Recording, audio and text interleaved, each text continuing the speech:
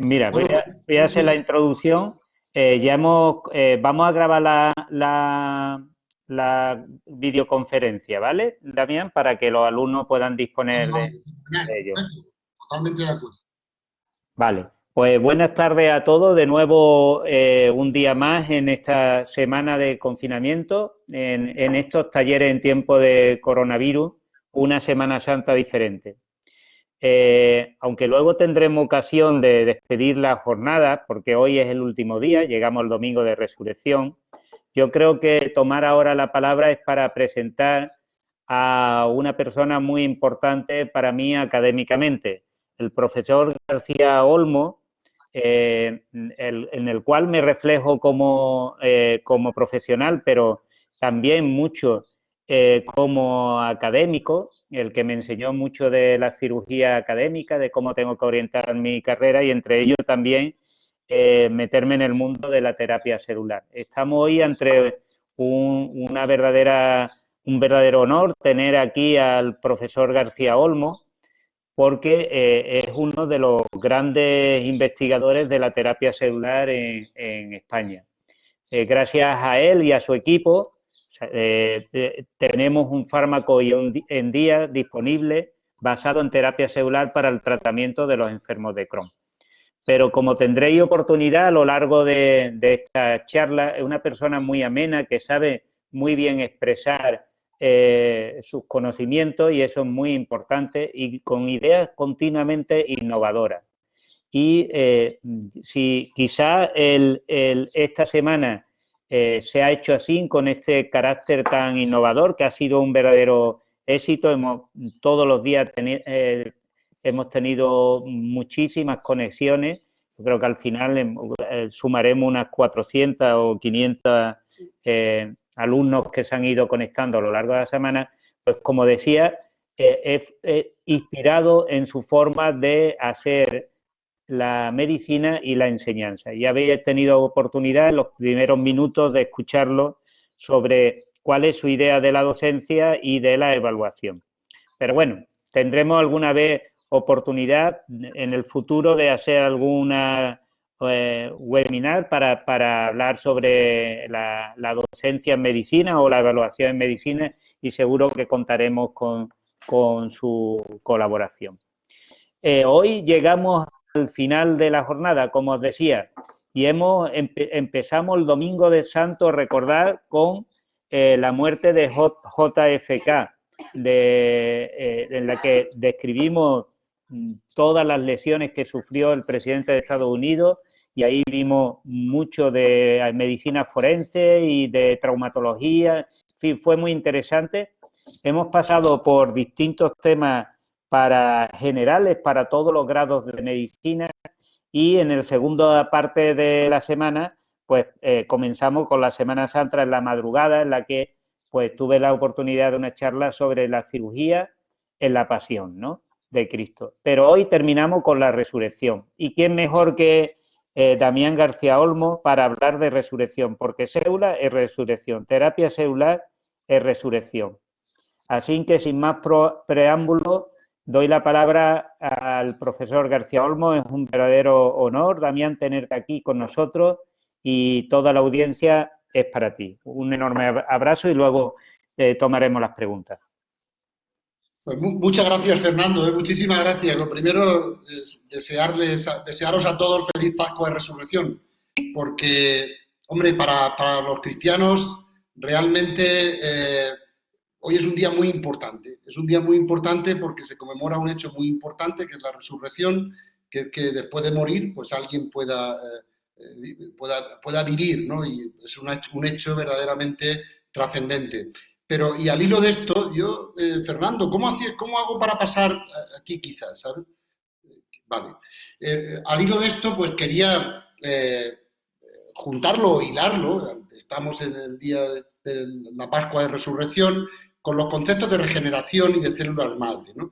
Lo primero que me gustaría es señalar que hay siempre un dicho o una sensación de nacemos para siempre, es decir, se nace para siempre y dice, bueno, ¿y esto cómo contrasta con la definición que tenemos en medicina de la muerte? Bueno, la muerte, desde el punto de vista clínico, pues es cuando el encéfalo deja de funcionar. Es decir, da igual que funcione el corazón, da igual que funcione cualquiera de los órganos, aunque sean vitales y funcionen muy bien, para nosotros, en la ciencia actual, la muerte irreversible, es cuando nuestro sistema nervioso central, especialmente el encéfalo, los hemisferios y el tronco, dejan de funcionar. Y este concepto de muerte es un concepto irreversible. Es decir, si no es irreversible, no es muerte. Es decir, el ser humano probablemente es el único animal que sabe que va a morir.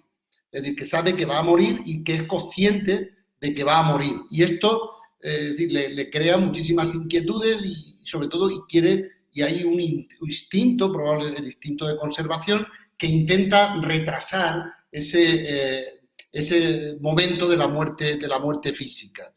Yo me hace bueno, esto que tenía alguna animación porque era un PPT, pero yo ahora en tiempos del coronavirus-19, del COVID-19, pues estamos viviendo momentos muy tristes en el que, bueno, pues la muerte, los médicos afrontamos la muerte, todo el personal sanitario afronta la muerte de una forma mucho más frecuente a como la veníamos afrontando en nuestra práctica habitual, ¿no? Y cuando la muerte es en algunos miembros de la seguridad del Estado, siempre cantan la muerte no es el final. A mí esto me hace nosotros, es un Estado aconfesional, el Estado español es aconfesional, ¿no? Pero sin embargo tenemos siempre ese ansia de trascendencia, nuestra ansia de trascendencia. Yo creo que a todos se nos ponen los pelos de punta cuando escuchamos lo que dice y el himno de la muerte no es el final. Es decir, tenemos todos el ansia de trascendencia en este sentido. Y es probablemente porque hay dos realidades distintas, ¿no? La realidad que conocemos, biológica, y probablemente la realidad, podríamos llamar sobrenatural, que es la mente o el alma, que verdaderamente desde el punto de vista físico lo explican mucho mejor nuestros colegas expertos en física cuántica, ¿no? Los expertos en física cuántica, pues nos hablan de que un sistema cuántico es un sistema que, aunque tú lo separes y lo lleves a la otra punta del universo, siempre están conectados. De forma que daría la impresión de que el ser humano siempre tiene una conexión cuántica y una conexión, un entrelazamiento verdaderamente estable. De hecho, no sé, la ecuación de Dirac, que se ha llamado también la ecuación más romántica, porque parece ser que es la que explica el amor y digamos, la unión con otra persona, pues te habla un poco de cómo las conexiones cuánticas pueden explicar la otra realidad de la mente, del alma y en otra dimensión. Pero nosotros somos médicos y somos biólogos y verdaderamente interferir sobre el entrecruzamiento cuántico o sobre realidades tan complicadas como la mente, el alma o la resurrección, pues es muy difícil, ¿no? Nosotros somos más biólogos, los médicos, pues aunque queremos y conocemos estas cosas y porque las vivimos, somos primero personas con una mente y con un estatus de persona, pero de alguna forma tratamos o solo somos capaces de tratar otros problemas un poco más, digamos, biológicos o no tan relacionados con el entrelazamiento cuántico, etcétera, ¿no? Y nosotros decimos, bueno, mientras funcione el encéfalo, yo ahí no voy a entrar. Si el encéfalo funciona, el sujeto está vivo. Y si está vivo, yo voy a intentar prolongar, voy a intentar generar fragmentos de eternidad. Y hemos utilizado muchísimas herramientas para generar estos fragmentos de eternidad. Y a principios de los del año 2000, 2001, 2002, empezaron a popularizarse dos conceptos. El primero fue el de medicina regenerativa, que era la idea de regenerar órganos, de volver a hacer, de sobrepasar el concepto, la era del trasplante de órganos, la era del recambio de órganos y ser capaz de regenerar los órganos que se nos estropeaban, ¿no? Y luego ya vino el otro concepto de decir, bueno, si no podemos regenerar los órganos, a lo mejor podemos curar utilizando partes de nuestro organismo, como por ejemplo las células. Y ahí vino toda la revolución o todo el cambio de la terapia celular. Es decir, no podemos resucitar a nadie, porque no sabemos cómo resucitar un encéfalo, pero sí que podemos regenerar los órganos que son necesarios para que el encéfalo viva. Y así pues se trabajó durante mucho tiempo. Yo creo que una de las aportaciones más interesantes que estamos viviendo en los últimos años en el campo de la biología es la construcción de organoides. A partir de células, si se le da la información más adecuada o más...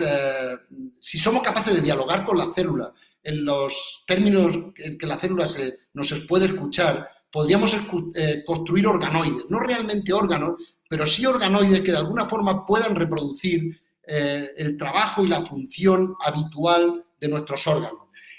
Y de hecho se postula la idea de que podríamos construir muchos organoides pequeños, y esos organoides pequeños, mediante sistemas de bioingeniería que los pudieran integrar, llegarían a trabajar como un órgano que soportaría este concepto regenerativo y que podría hacer que el sujeto viviera más mucho tiempo. Y la cuestión fundamental que siempre se discutió desde principios del año 2000 fue cuáles eran las mejores células para crear estos organoides, para regenerar. Y la historia de la terapia celular está llena de desastres y algunos lamentables digamos, por falta de ética, sobre todo por el afán excesivo de protagonismo, por el afán, por la gloria, etcétera. Y bueno, al principio se habló mucho de las células embrionarias, de todos los intentos de reproducir seres humanos y tal, y hubo mucha fraude en la ciencia con esto, de forma que el campo de las células madre perdió una gran cantidad de prestigio. Pero es verdad que la ciencia siempre se regenera, ¿no? Y en el año 2006, unas investigaciones fabulosas del doctor Yamanaka, de Shinya Yamanaka, demostraron algo que nosotros creíamos que era imposible. Nosotros, y en la facultad nos han explicado a todos, que dentro de cada uno de los billones de células que tenemos cada uno de nosotros, está escrito el libro de la vida. Es decir, tenemos todo el DNA y está toda la información disponible, está dentro de todas y cada una de las células. Pero siempre pensábamos que no era una información disponible, que no podríamos disponer de ella, porque estaba sellada. Y sin embargo, Shinya Yamanaka, un traumatólogo japonés, un tipo muy majete, porque además dejó la traumatología y se metió en la ciencia básica, y es un tipo al que yo admiro muchísimo, y nos demostró que solo tocando 4 interruptores éramos capaces de cualquier célula, incluso una célula tan normal como un fibroblasto, tocando solo 4 interruptores podíamos abrir el disco duro en todas y cada una de las células, e incluso se podía clonar los mamíferos superiores solo tocando 4 interruptores. Esto significaba que dentro de la célula viva, de la célula del ser humano, la célula del mamífero superior, estaba encerrado todo el conocimiento, y no solamente que estaba encerrado, sino que además era usable. Lo podíamos usar. Así es que, bueno, Shinya Yamanaka fue tan importante esto que obtuvo el premio Nobel en el año 2012. Esto lo descubrió, como habéis visto, en el 7. Nunca se había visto una entrega de premio Nobel tan rápida, y esto pues hizo que todos nos animáramos muchísimo en el campo de la terapia celular, porque se podían hacer grandes cosas. Después ha habido grandes investigaciones, como por ejemplo el uso de quimeras, es decir, ser capaz de construir organoides y órganos humanos dentro de animales mediante el uso de células y de trasplante celular. Y en esto un español con el que tengo mucha relación, que es Juan Carlos Ispizúa, pues ha trabajado muchísimo, está en el Instituto Salk en La Joya, en Estados Unidos, y es un tipo que ha llegado a entender bien cuáles son las células que nos podrían ser extraordinariamente útiles, ¿no?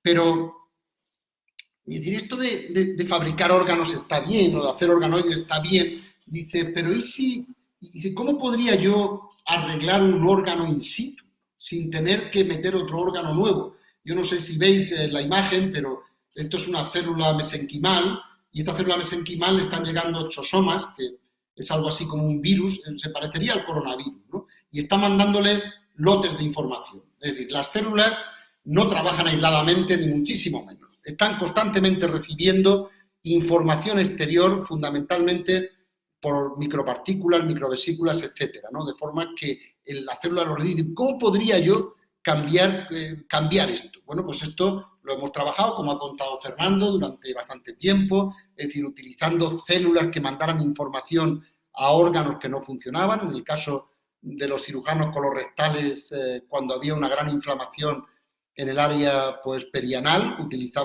hemos utilizado células mesenquimales y se construyó el primer medicamento. El primer medicamento celular es un medicamento español, se dedica a la coloproctología y va dirigido a tratar las fístulas de la enfermedad de Crohn. Se llama Alofisel y, como digo, es el primero aprobado por la Agencia del Medicamento y también pronto en Estados Unidos. De forma que, dice, bueno, las propias células nos pueden conseguir buenas cosas y deberíamos y podríamos trabajar con ellas. Pero todavía un cirujano colorectal que trabaja con células, cuando se encuentra con el problema, con lo que está cayendo en España y con el desastre que está ocurriendo, pues piensa si tu herramienta puede servir para ayudar a tus pacientes, ¿no? A los pacientes que ya el problema de la enfermedad de Crohn es un problema muy mínimo y realmente quieres trasladar o nos gusta trasladar esta tecnología o nos gustaría trasladar esta tecnología a ayudar a los pacientes que ahora mismo tenemos en la UCI. De hecho, esta tecnología que servía para tratar perinés enfermos, pues ya hemos tratado 8 casos de pacientes con uso compasivo que tienen destrozado su pulmón y que intentamos que estas células que utilizamos en el área perianal vayan a reparar sus pulmones. Hemos tratado 8 pacientes, hoy hemos hecho una sesión clínica para hablar cómo van y verdaderamente estamos muy ilusionados con la posibilidad de trasladar esta idea de curar con células desde un órgano a otro, desde el área perianal o desde el tubo digestivo hacia el pulmón, que es ahora el problema más serio que tienen la comunidad internacional. Hombre, otra idea que podríamos tener es cómo curar estos órganos sin ni siquiera tener que mandarle lotes de información a través de células. Si podríamos incluso reprogramar in vivo las células que allí funcionan para intentar que hagan su trabajo. En este sentido, pues son muy de destacar también los trabajos de un colega que es Manuel Serrano, del Centro Nacional de Investigaciones Oncológicas, que es una persona increíble, verdaderamente desde el punto de vista investigador, y que está trabajando en esta línea. Quizás esta línea está más lejos todavía de la clínica pura, pero es una línea que funcionará porque la orden va directa, ya no tienes que trasplantar células, sino que la orden se la mandas a las células que quedan allí. De forma que si podemos dialogar con ellas, podemos mandarles la orden adecuada, utilizando fundamentalmente una tecnología que seguro que conocéis todos, que es la tecnología CRISPR. La tecnología CRISPR-Cas9, que es esa que puede hacer un corta y pega en el DNA. De forma que podemos decir o podríamos decir que, hombre, que tenemos herramientas. Es decir, que nosotros no podemos asegurar la resurrección, desde luego, pero sí la regeneración. Verdaderamente, nosotros podemos asistir a todos los órganos del organismo mediante terapia regenerativa, utilizando células madre, para intentar que el encéfalo siga viviendo. La regeneración es posible en la sociedad del siglo XXI, aunque evidentemente, como decía la revista Time en el 2011, dice, viviremos en el 2042, seremos inmortales. Pues esto realmente creo que no lo vamos a poder decir, pero sí que podemos decir que mientras dure la vida podremos hacer regeneración y podríamos decir, pues eso, en vez de feliz Pascua de Resurrección, feliz regeneración. Y nada, muchas gracias por vuestra atención. Muchas gracias, Damián. Pues la verdad que ha sido fantástico y, como siempre, darte la enhorabuena por lo práctico y lo claro que expresan los conceptos. Y tenemos una audiencia muy variada y de ingeniería de la salud, fundamentalmente médicos también, y también algunos enfermeros. Son los grados fundamentalmente que se están colgando en esta semana. Desde luego, no. Sí, se ha entrecortado, Damián. Sí, no, nada, que desde luego yo creo que he conocido mejor a mis compañeros sanitarios y también a los alumnos durante la crisis que hemos vivido en Madrid. Verdaderamente te das cuenta que, yo no sé en otros países, pero desde luego en España el grado humano de los profesionales de la salud es increíble. Durante Sí, estas semanas que llevamos se ha desdibujado el mundo de las especialidades, todos hemos tirado en el mismo sitio, daba igual que fueras cirujano, daba igual que el grado que tuvieras, que fueras enfermero, enfermera, médico, médica, cualquiera que podía ayudar ayudaba, cada uno hemos hecho lo que hemos podido hacer y la calidad humana que yo he podido ver ha sido verdaderamente increíble. pues sí. Damián, ahora van a empezar preguntas y están pidiendo también hablar Pues ahora voy a ir adelante. dando a continuación la palabra a cada una mientras que María va dándole paso. Mira, el otro día cuando hablábamos de madrugada a las 12 de la noche, coincidiendo con lo que aquí en Sevilla debiera salir pues las cofradías de la madrugada, que ya sabéis cómo somos nosotros los sevillanos para nuestras cosas, ¿no? Que sé que te encanta también la ciudad. Eh, Me eh, fascina, eh, me fascina. Estábamos conectados a las 12 de la noche como una especie de familia, hubo como 100 personas, pero claro, no eran alumnos solamente, había mucha gente. Bueno, pero lo importante, hablábamos de la pasión, de la crucifixión y de el tormento que sufrió Jesucristo en esos momentos. Y al final dejé en la atmósfera el concepto de que a lo mejor Jesús no hubiera muerto, sino que en vez de una resurrección hubiera sido una regeneración, una resucitación más que una regeneración de la cruz hacia la vida, ¿no? Y que realmente él no murió. Pero ahora, uniéndolo con lo que tú has hablado, la terapia celular, si hubiera existido en ese momento, ya es una absurdez lo que te digo, pero es trasladando al momento ese y lo preguntaban el otro día de madrugada, ¿qué podía haber aportado la nueva medicina a un enfermo con las características de Jesús de Nazaret? Tela la pregunta, ¿eh? Pero te la tenía reservada ¿Qué porque me la pregunta? hicieron en la madrugada, pues sería la 1:30 de la madrugada más o menos, ¿no? Pero Tela, ahí te tiene que fajar, maestro. Sí, sí, sí, me parece, yo he pensado mucho en eso, ¿eh? No es ninguna tontería.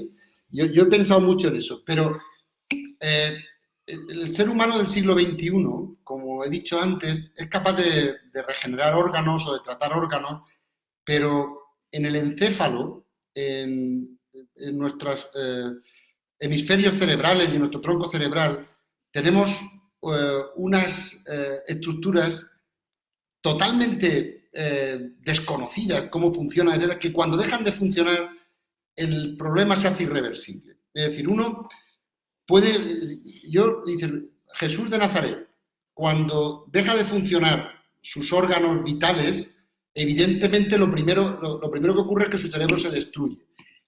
Y dice, ¿habría vida en su cuerpo? Pues sí que habría vida en su cuerpo, porque las células madre, probablemente las células que más aguantan, aguantarían por lo menos 24, incluso 36 horas vivas. Es decir, podríamos haber obtenido células de su organismo, pero el encéfalo estaba destruido. Y por eso, desde el punto de vista del conocimiento actual, la gran frontera es la muerte real. Y la muerte real incluye la destrucción del parénquima, del mecanismo que desconocemos, donde situamos, la gran mayoría de los investigadores, tanto biólogos como físicos, donde situamos o asentamos la mente, el pensamiento, el alma para los que somos creyentes. Es decir, pensamos que ahí estaba. Y evidentemente la muerte de Jesús de Nazaret fue una muerte real, en el sentido de que nadie puede soportar, y bueno, cuando pasa un tiempo y tal, y el encéfalo quedaría destruido. Este es el punto en el que con la biología actual y con el conocimiento actual no podríamos, no tenemos nada. Es decir, nosotros le llamamos resucitación en términos médicos a aquellos en los que algún órgano vital, como por ejemplo el corazón, ha dejado de funcionar, pero no ha pasado el tiempo suficiente como para que se destruya su encéfalo. Cuando ha pasado el tiempo suficiente y el encéfalo ha desaparecido, ya si tú le resucitas el corazón, pues puede servir como donante de órganos, pero desde luego no volverá a ser la persona que era. Lucía Castaño te quiere hacer una pregunta a viva voz. Adelante. Hola, buenas tardes. Mire, antes de nada, pues darle mi enhorabuena por la charla, porque está muy interesante. Y me gustaría hacerle dos preguntas, si usted puede resolverlas, vamos. ¿Me escucha? Perfectamente bien. Ah, vale, vale. Primero, la medida que ha dicho de utilizar la terapia celular en enfermos con COVID, me gustaría saber si podría ser factible económicamente emplearla para reconstruir organoides enfermos de COVID-19. No he entendido reconstruir qué. O sea, reconstruir organoides de pulmón, o sea, como si fuera un pulmón, Sí, según lo que he sí, entendido. Vamos. sí. Nosotros, Sí, o sea, si fuera posible económicamente. es una pregunta muy acertada, porque realmente creemos que las células podrán, de momento no con organoides, porque no tenemos la tecnología, sería muy larga y los enfermos están ahora en la UCI, pero pensamos que las células están mandando paquetes de información sobre regeneración a un pulmón que está siendo atacado de una forma increíble por los macrófagos y por la tormenta de citoquinas, ¿no? Entonces, esto se está probando y nosotros ya, por decir, en el mundo entero. Los chinos ya hicieron algún experimento con 10 pacientes, pero ahora mismo en Estados Unidos, en Israel y en España hay abiertos ensayos clínicos para, con células, mediante terapia celular, intentar combatir la inflamación pulmonar. Al fin y al cabo, enviando mensajes de regeneración o de medicina regenerativa, ¿no? Pero todavía nos falta mucho conocimiento para saber hasta qué punto funciona, ¿no? Bueno, se va Vale, animando muchas el gracias. chat. Gracias, Lucía, por la pregunta. Se va animando el Nada. chat y animo a que también os escuchemos en viva voz, que siempre es mucho más cercano. Pero David Sáenz pregunta, ¿en un futuro la terapia celular podría ser un tratamiento para enfermedades neurológicas como las enfermedades neurovegetativas? Neurodegenerativas, perdón. Sí, hay cientos de equipos investigando sobre ello y verdaderamente ese es el tema, porque como decíamos, el cerebro es el órgano más complejo y el que no hemos conseguido descifrar bien su funcionamiento y yo creo, y claro, una de las cosas por las que nos morimos es por degeneración neuronal. Y yo creo que evidentemente la terapia celular tendrá un papel. Lo que pasa es que el nivel de complejidad es tan enorme y lo toscos que son nuestras herramientas, nuestras herramientas son tan poco finas que es prácticamente imposible tener la finura necesaria como para intervenir en el cerebro utilizando células de momento. Pero bueno, todo llegará. Lucas de la Serna dice, en el caso de que las lesiones medulares en el que se está investigando con células madre intentando generarlas a partir de scaffold, andamios específicos, ¿cuáles son las mayores limitaciones? ¿Es su extensión in vitro, es su aplicación sobre el tejido lesional? Bueno, muchas gracias. O sea, en definitiva, lo que viene a preguntar es sobre las limitaciones de los scaffold y su utilización en lesiones medulares. Hombre, de momento lo que sabemos de que las células están haciendo para ayudar en la lesión medular es disminuir el proceso inflamatorio e intentar que las fibras que funcionan pues sigan funcionando. Realmente tenemos pocas evidencias de que haya regeneración neuronal, pero sí que es verdad que al bajar la inflamación permite que las pocas que quedan puedan trabajar mejor y se puedan conseguir algunas cosas. Pero es muy interesante la pregunta que hace nuestro colega sobre scaffold. Es decir, yo creo que la nanotecnología tendrá mucho que decir aquí, porque en la sección medular lo que ocurre es que hemos cortado un fajo de cables de a lo mejor 500.000 o no sé cuántos millones de cables, y el problema está es que para que funcionara tendrías que unir el número 1 con el número 1 y el 327.427 con el 326.427, y esto técnicamente es imposible. O intentar que el axón acierte con el tubo distal, y acierte con la vaina de mielina que tiene enfrente es muy difícil. Y yo creo que ahí la nanotecnología, fabricando scaffold con la suficiente finura como para hacer que algunos de los axones puedan progresar distalmente, en el futuro podría tener, digamos, sentido.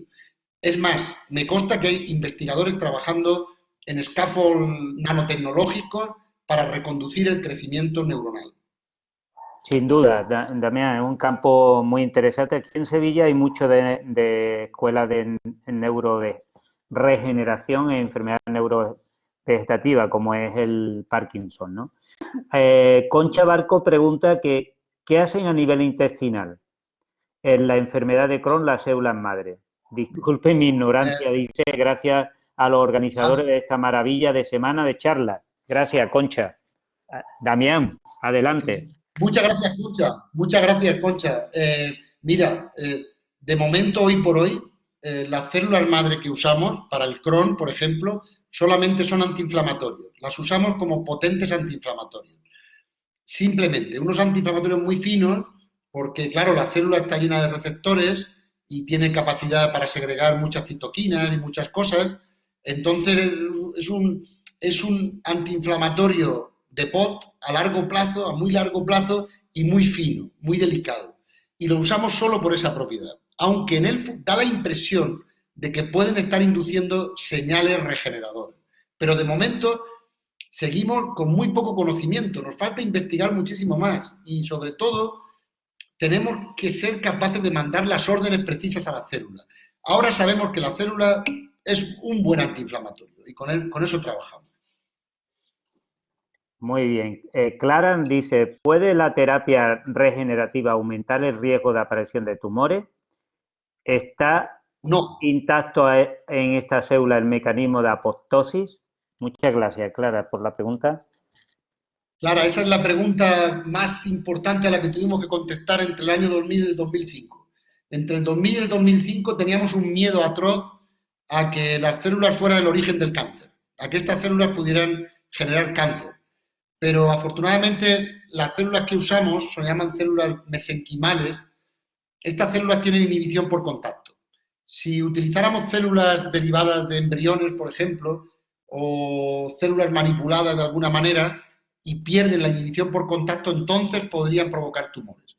Pero en la terapia celular, las que se usan, se ha demostrado en miles de experimentos que no son tumorogénicas. Marta Acosta pregunta, ¿las terapias de regeneración de órganos basadas en la aplicación de células mesenquimales causan problemas de inmunidad como en el caso de los trasplantes de órganos? Muy buena pregunta también. Eso es lo más maravilloso que se vio aproximadamente, yo creo que por el año con Shinya Yamanaka y con toda esta gente, porque las células que usamos se llaman células madre mesenquimales y no expresan el antígeno clase 2 y expresan muy poco el clase 1, de forma que podríamos decir que son comunes para la especie. Esto es una cosa que une a toda nuestra especie, la especie humana, luego otros animales también, pero la especie humana está unida por las células madre mesenquimales, porque no generan rechazo. No generan rechazo puesto que prácticamente no expresan clase 2 y muy poquito clase 1. Es algo verdaderamente maravilloso y bonito. No tenemos que inmunodeprimir a los pacientes, ¿no?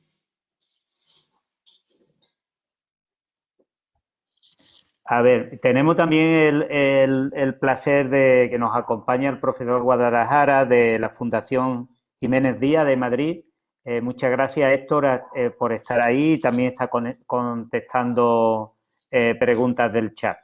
es un experto junto con Damián, pertenece a su equipo y ha estado siempre al pie de las investigaciones en terapia celular y enfermedad de Crohn. Gracias, Héctor, por estar ahí con nosotros. Me consta que hay otros profesionales, compañeros que nos están acompañando, incluso algunos decanos.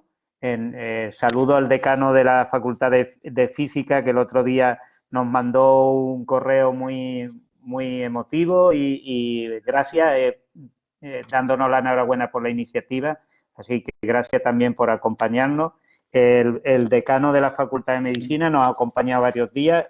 No sé si hoy terminará conectándose porque sé que tienen una reunión. En fin, gracias a todos. Seguimos con las preguntas.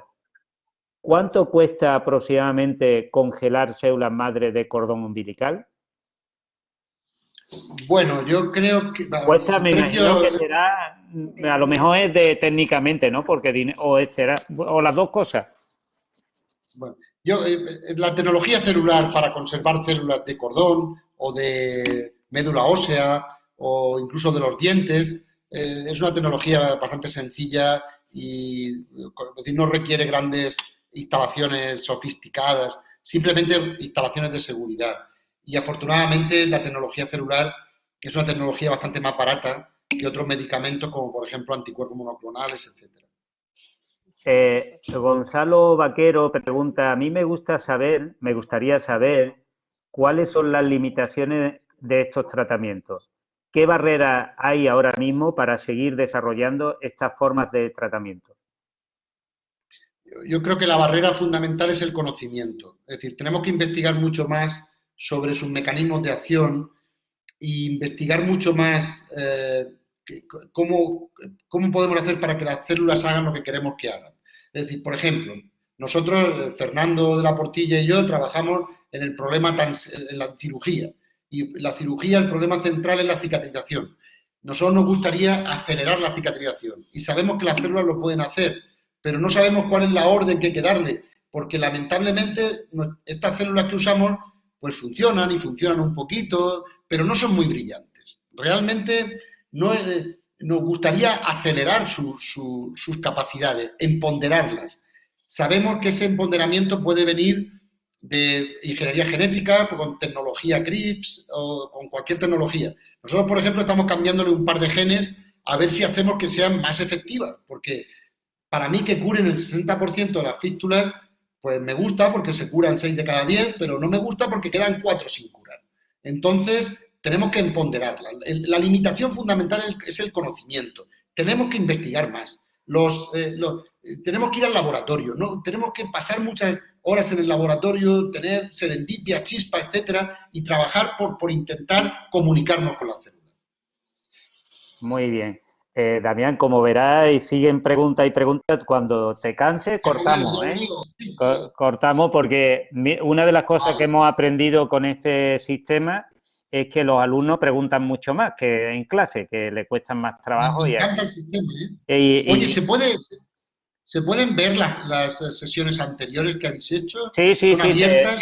totalmente. Te pasamos todos los enlaces y te recomendamos varias. Mira, el miércoles habló Eva, mi mujer, sobre el COVID y dio unos conceptos que, bueno, ya lleva 80 y tantas bajadas del vídeo, ¿no? Y después la de la pasión también son curiosas. Vamos, yo te recomiendo que ahí tranquilo, bueno, aunque tranquilidad nunca tiene, pero... Oye, Fernando, yo te he hecho un reto encima de la mesa para terminar como hemos empezado. ¿Por qué no montas un seminario por esta vía para hablar de la evaluación y convocamos a todos los alumnos de las diferentes facultades de medicina para hablar sobre la evaluación en tiempos del COVID?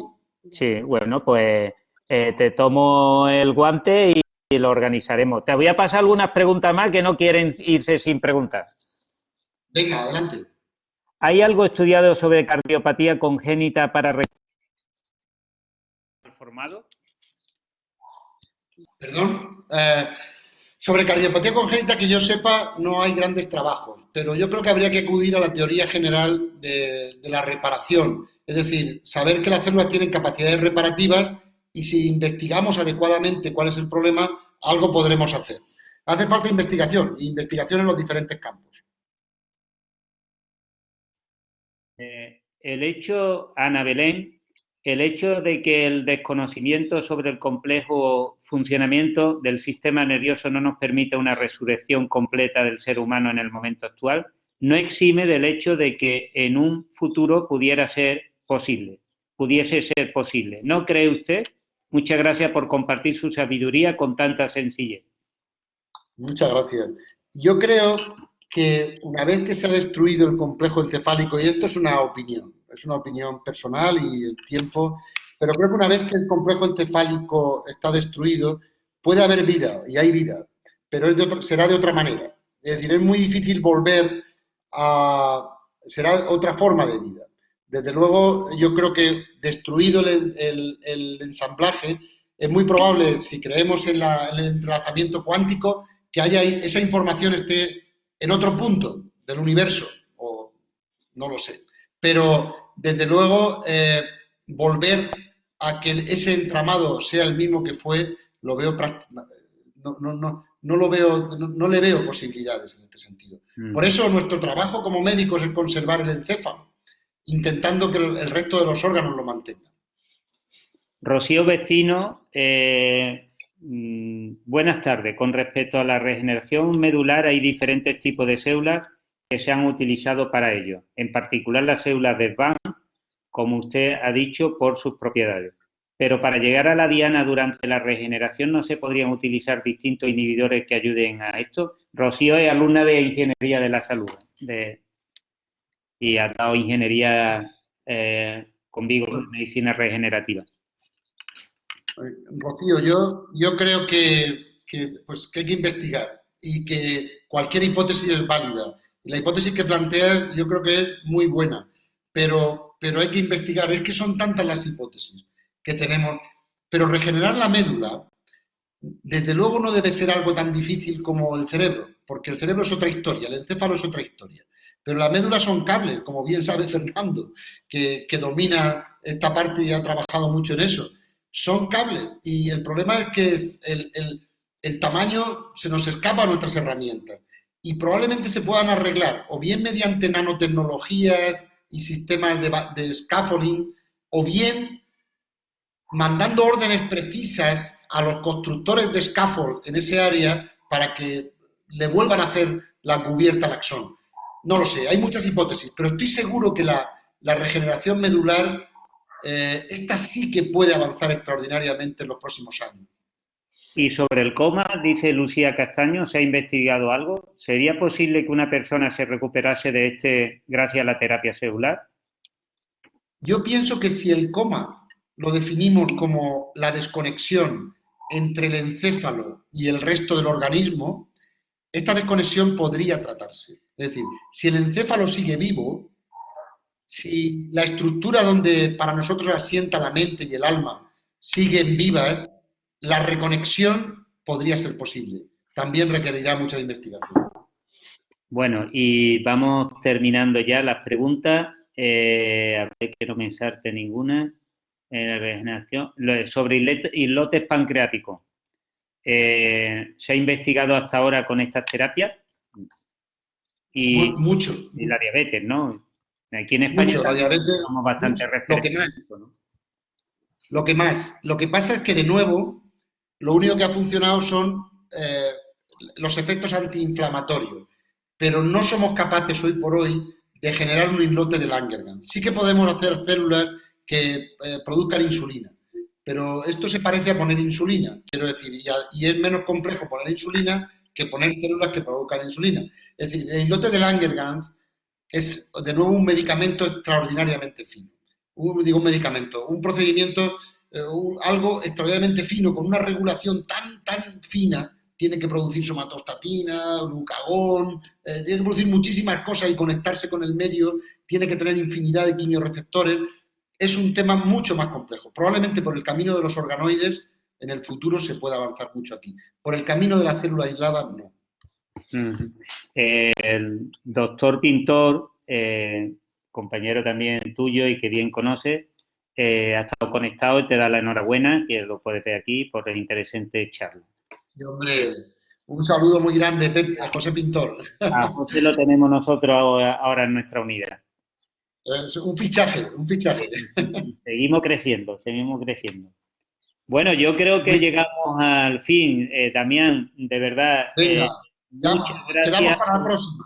por acompañarnos, por esa excelente charla, por el diálogo posterior, que es mucho más enriquecedor que la propia charla. Y pues te garantizo que organizaremos una cosa también en cuanto a la evaluación. Quiero terminar esta semana con la música que empezamos el domingo de Ramos. Semana de esperanza. He aprendido muchísimo de todos los alumnos. Hemos vivido un acontecimiento inaguardable. La verdad que me emociona cómo nos habéis tratado a mí y a mi familia. Agradecer a mi hija María todas las horas que ha dedicado para montar esto, para que se llevara a cabo de la mejor forma, siempre pensando en ayudar a sus compañeros. Muchas gracias, María. A toda la familia que ha colaborado, a mis amigos, a mis compañeros del hospital, gracias. De verdad, ha sido una semana muy emocionante. No todo va a ser malo.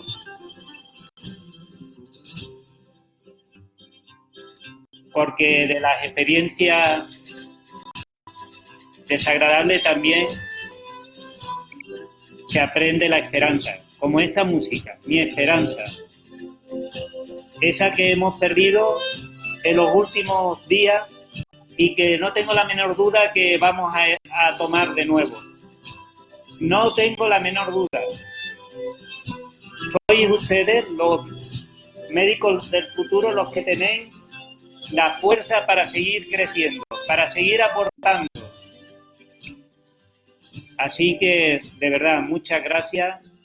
Y sí os comunico ya que tomo el guante de Damián para hacer una nueva conferencia sobre los grandes problemas que tenemos en la educación y sobre todo en la evaluación, por aprender de ustedes, los alumnos, a ver qué nos proponéis para mejorar y cómo hacerlo sin perjudicar a nadie, porque en definitiva lo que queremos es que seáis médicos y buenos médicos.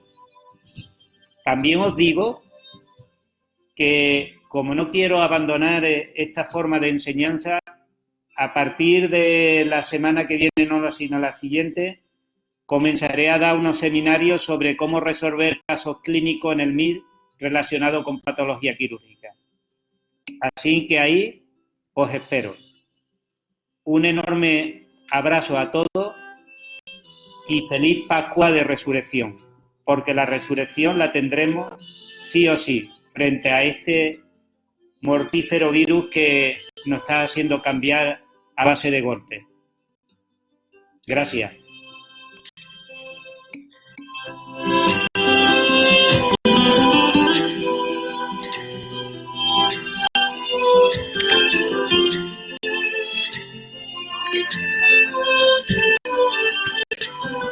Thank you.